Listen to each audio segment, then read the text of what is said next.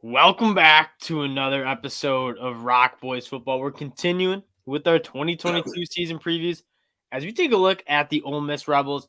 I'll tell you right now, anytime Lane Kiffin is on the field coaching, I'm going to be watching this game. I watched a lot of Ole Miss this year. It's a team that I love watching. They play real fast, and I'm excited to talk a little Ole Miss football. That's going to look a lot different than they did last year.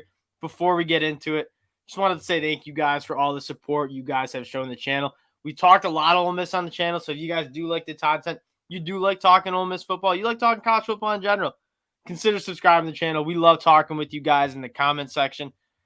Dill, let's start off talking about just the bones of what it means to, or how do you think Lane Kiffin is doing with this, building his program kind of through the transfer portal? How do you see that as like a future of an outline for a team to kind of find success? How could you possibly know? Because back in the day, if you were to try to build through the portal, it was like when you had to do Impossible. that 1 year off Yep, and all that. impossible. It's like you could have never done it. The good guys weren't ever transferring, and now you got like some premier talent. Like a Zach Evans never would have transferred 3 years ago before they let the immediate eligibility. So I think it's like kind of unknown how. And Lane Kiffin's pretty much said he's not going to recruit high school nearly as hard as he's going to recruit the portal, and it might work out well for them. Like, do I think they're going to do well banging with Georgia and Alabama and LSU head to head on high school recruiting? Like, probably not. So maybe it is how these. I want to call it a smaller school because it's like a kind of a premier program, but it's maybe not on that level yet of the Bamas, Georgias, and so forth. So I'm kind of. I mean, he'll set the trail for a lot of coaches going forward. If this works. We have a few nice case studies for how much can you find success through the transfer portal. I think Lincoln Riley and USC are kind of another team to look at. How well can you bring in guys from kind of like mercenaries from all sorts of different schools and get them to rally together all on one team? Ole Miss is definitely like the poster boy for doing it. Lane Kiffin calls himself the portal, the transfer portal king, I believe he says. And there's no other way to start than talk about the quarterback spot where you get one of those premier talent guys in Jaxson Dart coming in. There's going to be a quarterback competition. We did an Ole Miss spring game video recap, and Jaxson Dart looked horrible. I think he was 11 for 33 through, I think, 3 interceptions. One was a pick six. He looked bad. He looked like he was pressing. Now, Dill, I guess I'm going to kick it to you. We saw Luke Altmaier, and people like to write him off as like not talented. Like Jaxson Dart's the talented guy. Luke Altmaier came into the top 200 recruit. He's a bona fide 4-star. He's got a good arm. Who do you think wins the job here, and what do you think that means for the program here? I mean, my initial inclination is to think Jaxson Dart did not come into Ole Miss to sit the bench, and whether that means like Lane Kiffin's going to be rooting for him to start and so forth. I don't. The spring game was really bad. I don't think Jaxson Dart played nearly good enough last year at USC. And yeah, we don't really know much about Altmaier because when he came in brutal spots. Like to come in against that Baylor defense cold off the bench with none of your guys in there. And he looked not so good, but like that was an impossible situation. So I honestly like I'd be lying to say if I had a ton of insight on who could possibly win this battle because you just don't know enough about either guy. Yeah, and I think it's fair to say you're probably not going to get a Matt Corral year one in either of these guys. The good thing is they're both really young, and if you can keep them both on the program, that's a plus. But I think I'm leaning towards Jaxson Dart. Watching back and kind of doing some prep for this preview that we're doing here, I didn't realize how much Ole Miss ran the football. Like I knew Matt Corral was a good athlete. I knew he ran the football. Like you go back and watch that Tennessee game again. I mean, the QB draws and Matt Corral creating on his feet. I didn't realize watching that game, which we watched it together, how much they went to Matt Corral on the ground. Arkansas the same way. And so I think Jaxson Dart, I think Luke Altmaier is a solid athlete, but I think Jaxson Dart's a little bit more athletically with the legs, which I think will help him. But Dill, here's what I've been thinking about. We're going to get talking about this offensive line. I think this Ole Miss team is going to look a lot different. I think they're going to look to run the ball a lot.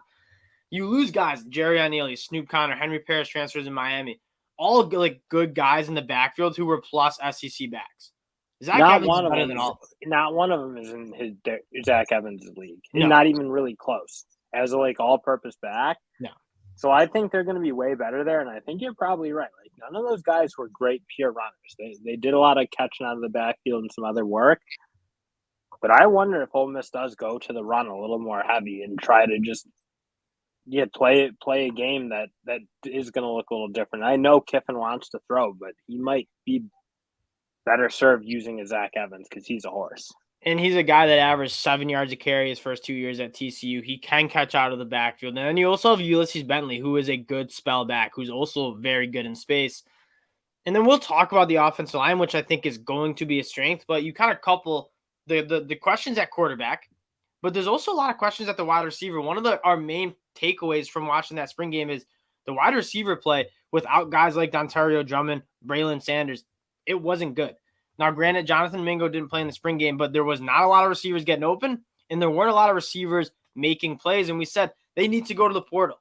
And they did, and they go out and get Jalen Robinson, who caught for 1,000 yards a year ago at UCF. He's a baller. But you got Michael Trigg. And then who I think needs to step up is Jonathan Mingo, a guy that looked really good for the first couple games at Ole Miss, then got hurt and really didn't get back to form. But he's going to need to be a guy who's a 1,000-yard receiver for, I think, this team to move the ball down the field through the air. I mean, Jalen Robinson to me is the key because they need a guy who can hit home runs because the way Kiffin does it is he relies on making those big home run plays. And when you've seen the video where he throws the clipboard, when he can get his athletes loose, that's what he wants to do. And if they didn't get a Jalen Robinson, and again, like the transfer U model, like they needed a player, they just went out and got him in the portal and I think that's going to be huge for this offense because they need to hit these big plays, especially if they're going to take on the likes of a Georgia or an Alabama, who are probably more talented and physically tougher than Ole Miss generally. Yeah, and I mean, there's a laundry list of guys. Jordan Watkins, the transfer from Louisville, is probably going to be the fastest player on the field. He can play. They get a few guys from Mississippi State. I think the primary, if I had to guess, the leading receivers next year is Jonathan Mingo, Jalen Robinson, and probably Michael Trigg. Michael Trigg is going to be special. I think like a lot of people want to talk about Jaxson Dart coming to Ole Miss. I think the bigger news at the end of the year is going to be Michael Trigg being one of the best tight ends in the whole entire country because this dude has that look and he looked awesome in the spring game. Now what I want to talk about is the Ole Miss offensive line, Dale. I think this offensive line is going to be one of the better ones in the SEC. You have Jeremy James, a bona fide like all-conference SEC guy at left tackle. Mason Brooks coming in as a first-team all-conference guy from Western Kentucky. He's playing tackle. Nick Brocker at guard is a proven commodity. This offensive line paired with a group of running backs who are really good. I do think that Ole Miss is going to look to run the ball a lot, and I think they're going to find a lot of success here. Yeah, I mean, it's when you have into Zach Evans, you want to be able to turn him loose and let him work. And if they can do that, like spread you out on the outside and just find holes or find creases in the middle and let a Zach Evans rip it up, similar to honestly how he used to do it at TCU, because TCU didn't run the ball like Wisconsin. They used the spread to open up holes in the run game, and I think Kiffin's probably going to. I mean, he's going to spread it out, so if they're going to use him, it's probably going to have B through that way. And Zach Evans is comfortable in that scheme. So, I mean, I'm interested to see what they do. I don't think they're going to throw as much as they have. And that's the key. If you can get guys like Zach Evans and Ulysses Bentley in space, that is where they thrive. You go and watch the highlights of those two last year. Like they love being in the open field, being one-on-one with the backer in space. They will make that guy miss 100 times out of 100. So that's what you're going to try to do. Looking at the defense, a defense that was historically bad the last couple of years, made some massive strides in 2021 under DJ Durkin. He's now gone, but you kind of keep that same defensive scheme with Chris Patridge coming in. Looking at this defense, let's start at the defensive line. You lose a guy like Sam Williams. That hurts. 12 and a half sacks, 15 TFLs. We watched a lot of him for the 2022 NFL draft. Very impressive player, especially when you're only rushing 3 guys. Having a guy who can get consistent pressure, rushing 3, dropping 8. This year, they don't have a guy that I project to be a Sam Williams, but I think the depth is really, really good on this team. And you went to the portal to get J.J. Pegas, who is a guy that played, fullback and tight end his first year at Auburn. Went to the defensive line last year. I think he's going to be kind of a breakout guy who is versatile. He can play kind of like that nose, but he also can play like outside, like 4 tech, 3 tech. He can do a lot. And then on the edge, you got some guys like Cedric Johnson, Tavius Robinson. I think Jared Ivey comes in from Georgia Tech. They don't have a stud, but they got the depth. And that's a really important way of if you don't have horses, you need to be able to roll kind of 8 deep and just beat people down with being fresher and be able to play, especially in the hot SEC landscape. So it'll be interesting. It's always interesting to see what Ole Miss can do on defense because you're right. You don't really think of defense when you think of Ole Miss, not at least since the Land Shark days of Hugh Freeze. But yeah, we'll see if they can revive that a little bit. Yeah, and it's a defense that like to kind of play red zone roulette. Like we're gonna give you a lot of space. You're gonna be able to work your way down the field, and we're gonna hold you to 3 in the red zone. And they did a good job of that. You look at their numbers in total yards per game, they gave up 420. That's 97th in the country. Not good. But points per game, they were 51st. Like they were an above average defense in giving up points. They were really stingy in the red zone. Chris Patridge, if you watch the spring game, he's going to look to get a little bit more aggressive and gamble a little bit more, which I think is an exciting because it really was a little too easy to work the ball down the field against the Ole Miss on defense. This year, they're going to be a little bit more stingy. Obviously, that comes with some more explosive plays. At the linebacker spot, this is what I worry about the most. A guy like Chance Campbell was the heart and soul of that defense. Did a lot for them. If they don't have Chance Campbell, their defense is not nearly as good as they were. I mean, a guy that had over 100 tackles, 15 tackles for a loss, he lit it up, and it took you one game to watch it. You watched the Louisville game. Like, this guy is kind of what Ole Miss has been missing at that linebacker spot. Question mark says who's going to come in. You get Troy Brown, who's been one of the best linebackers in the MAC at Central Michigan. I think he's going to kind of cover it up. You get Kari Coleman coming from TCU. Again, a lot of transfer portal guys to kind of mask some of those holes in your team. But though the secondary, especially the safety spot, this is kind of where I'm interested in. They got a couple of guys that I really like.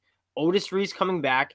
Then you bring in Akeem Young and Ladarius Tennyson. 3 guys that I'm just hoping they can find some spots on the field for all 3 of these guys to play because they're all studs. I mean, those are 2 thumpers in Otis and Akeem Young. Like those guys, those are big. I mean, Akeem Young, wants to hit. I did when he get kicked out of like the Big 12 title game right away for. He's a targeting. So, and Otis Reese is just a giant safety who can really move, and a guy coming from Georgia, obviously, and it's played really good at Ole Miss. So, hey, actually, probably the strong part of the defense is this safety group probably should be very good. It's deep and it's good. And at AJ Finley, guy we haven't even mentioned, 3 interceptions last year, probably was the best safety last year.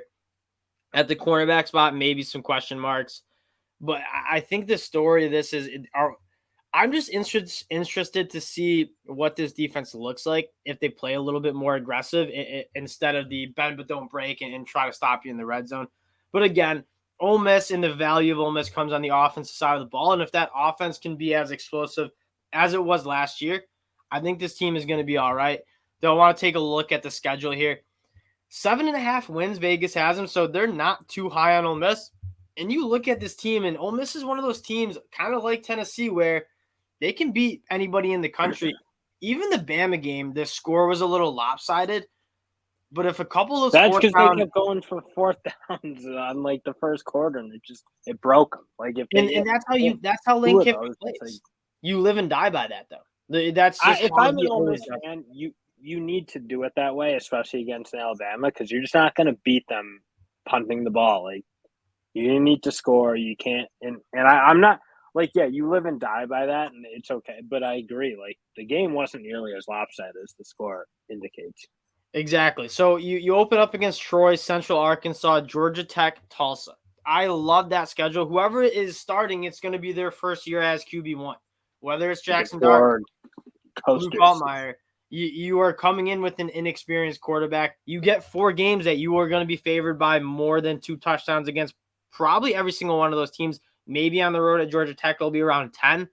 But you're gonna be feeling good about going 4-0, and you're gonna want to be going 4-0 because when you get there, you get into the SEC. You get Kentucky at home. It's your homecoming game. When you look at whether this Ole Miss team can win 10 games or win 7 games, these are some of the games you got to win. Kentucky at home should take care of Vanderbilt. Auburn at home is a very winnable team or game.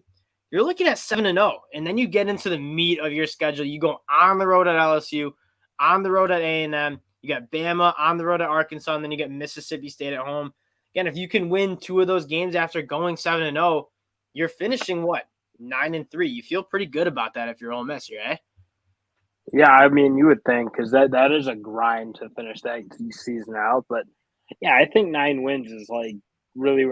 I think 10 wins would be a really good season for Ole Miss, and 9 is kind of, I think, where you want to be. And then obviously lower, you're getting into whatever.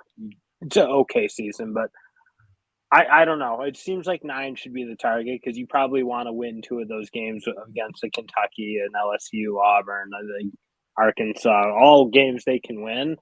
Again, besides Bama, there's not a game on this schedule that I'm picking them to lose, just marking in as a loss, because this team is very talented. And what I kind of want to end on is I'm not going to say it's a gap year where you're not expecting them to go win 9 games, but you're coming in with a new quarterback who you know is going to have at least one more year of eligibility. And so say Jaxson Dart wins the role. His first year starting, it might be rocky at times, but Jaxson Dart's a guy that you get in next year, and you gotta like how Ole Miss projects for the next couple of years, because they got a lot of talent that is young and is probably going to stay around. That'll do it for our Ole Miss preview, guys. We appreciate you guys checking us out. Before we get out of here, just wanted to say thank you guys for all the support. And now we got to present a sponsor because of all the support you guys have. Support for ROC Boys Football is brought to you by Manscaped, who is the best in men's below-the-waist grooming. Their products are precision-engineered tools for your family jewels. Manscaped's Performance Pack is the ultimate men's hygiene bundle. Join over 4 million men worldwide who trust Manscaped with this exclusive offer for you.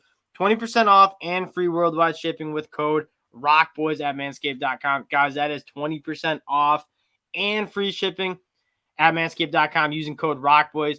We'll get out of here. We appreciate all the support you guys showing. If you guys do like the content, subscribe to the channel. We appreciate it. We'll talk to y'all later. Peace.